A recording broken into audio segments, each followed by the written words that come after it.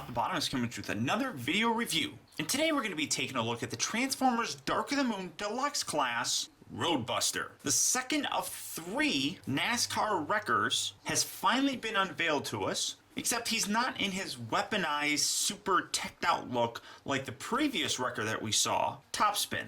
As you can see, Roadbuster is just in the regular NASCAR sort of car mold, and you can see that it's the number 88 car, and I actually do know who this is.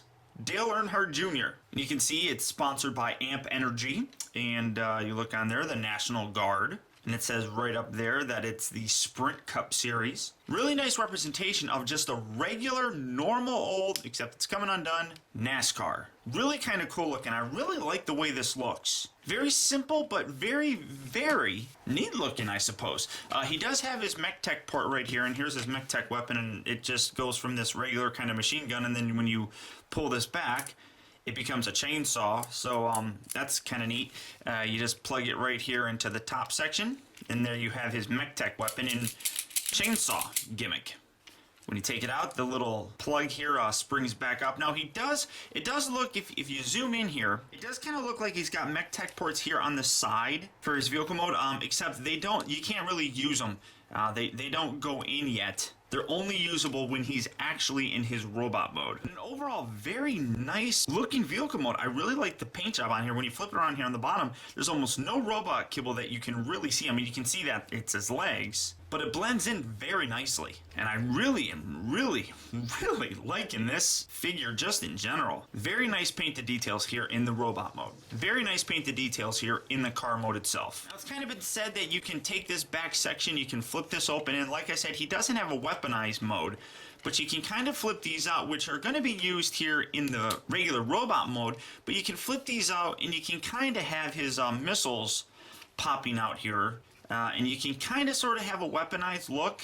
Maybe even if you take this and plug this here into the top, you can have more of a weaponized look, but it's not nearly as weaponized as Topspin. It just isn't. But that's a nice little nod, I suppose. Now, as a Deluxe, his transformation is fairly simple, yet it's got enough little interesting things in here that makes it kind of fun to actually do. First, just kind of lift that section right up like so, come around here to the bottom, loosen up these side panels, which are going to become his arms, and these can just rotate out just like so. Come around here to this section, pull out his legs, and then this, you just kind of push these little bits down and separate this entire section just like that. Swing these legs all the way around, and then this section here rotates just like so. Kind of take these little bits here, and there you see his head. Just take these bits, push these in, rotate these around right at the upper part of the knee, creating his legs, and then fold out his feet just like so.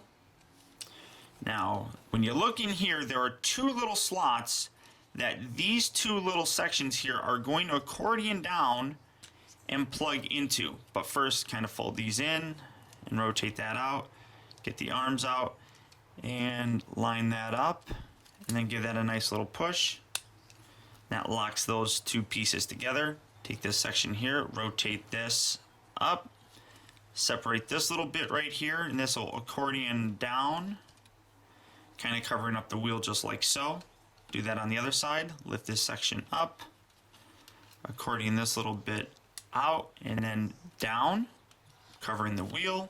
And here you have Roadbuster in his robot form. Now, generally speaking, I really do like this figure. My biggest nitpick and my biggest complaint about him is in robot mode, he's just lacking a lot of paint details. You can see all throughout his body is just kind of this really kind of drab gray plastic, but when you look at his face, you have some really nice painted silver details on there. That would have been really nice if they actually put that throughout the entire body of him.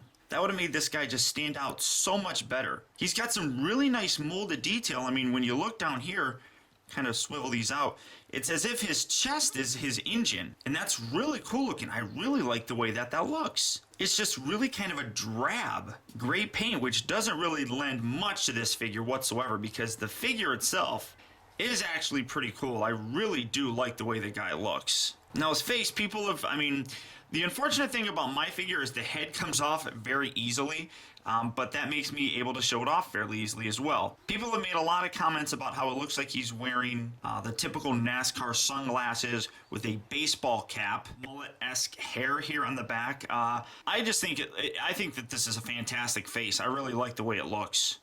And he does have light piping, although it's kind of difficult to see. I mean, you can kind of sort of see it there, but with my little light, you can see it just a little bit better. So he does have pretty good light piping. And again, you can take these little bits here. I kind of like leaving them like this, but if you really want to, you can further the transformation and just kind of separate these out.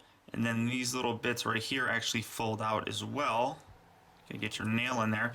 And here you have him with his missiles, which I know a lot of people like the way that that looks. I'm not that big of a fan of it. I mean, and they're really on some good joints here where you can get some posability and kind of display them however you really want. I just personally prefer to keep them down and not exposed like this. Now, in terms of his articulation, obviously his head is on this ball joint, which on my figure is kind of weak. Hopefully that's not indicative of how all the other figures are going to be. His arms are on these ball joints, so you get a full range of motion there. On the elbows, and you can see he does have a hand on the inside here. The one kind of downside is from this side, it doesn't look like he has hands. You have to flip it around on the inside, and there's his hands. He does have a clip point right here on both of his arms. Nothing at his waist, but he is articulated here at the hip, at the knee, and at the foot as well. So you do get some decent range of motion and some decent level of articulation with this figure itself. Now, as I mentioned with his mech tech weapon, you see the part right in here. He's got a little tab right there. So you can actually, in robot mode, you can take it and you can actually plug that in just like so. And then to make it come out, just push this little button and it comes right back out. In vehicle mode, this section here is pressed up against the inside of his legs. So that's why you can't put the weapon in vehicle mode. And he has both sides of his arms have that little peg. And there you have it. And I really do like the way this guy looks. The mold on here works for me. I just really wish he had some more paint going on. And his back here is just one big giant roof. But that's not too terribly bad. I mean, we've had worse, right? Now, in terms of a size comparison, I don't have Topspin here with me. I'm lending it to a friend of mine so he can do a review of it. But for a size comparison, here he is next to a can of Coke. And not just any can of Coke, a Coke Zero can of Coke. But for you more adult collectors out there, here he is next to a bottle of Bud Light with superior drinkability. Transform him back. Again, he's pretty simple. Just kind of remove this off to the side, push that in so that you cover those holes up. These little bits right here, fold those down. Then fold these around, and you kind of have to push it in to get it to line up. So it's just like so, because you have this little joint right here that you kind of have to clear this around. So just kind of give that a little tug, or a little push, I should say. There we go. And then tab that together just like so. Spin them around here. Take these little side panels, straighten those out, rotate that around, straighten out the arms, rotate that out. Position that just like so. Rotate these little guys down on both sides. Rotate outward at the upper part of the knee. Fold the feet down. Do that on both sides. And then these two little bits here will tab together just like that. Separate the back section from the front section. Rotate this around. Rotate these all the way out. It'll make it a little bit easier, but rotate these little bits all the way out just like so. Bring this around. Well, watch the head. The head's actually kind of, because it pops off just like that, it makes it a bit of a pain in the butt to transform them sometimes. There we go, just kind of keep that in there like so. Fold these back. You're going to fit his head in between his legs and accordion this entire section down once you fold the hood section out, just like that. Straighten out the doors, bring this down. Bring this down, rotate these up and over the bumper section, continue to push down, and then fold these all the way in and give these a little bit of a push, and that lines that up very nicely. Straighten out the arms, those will tab in to the sides like that.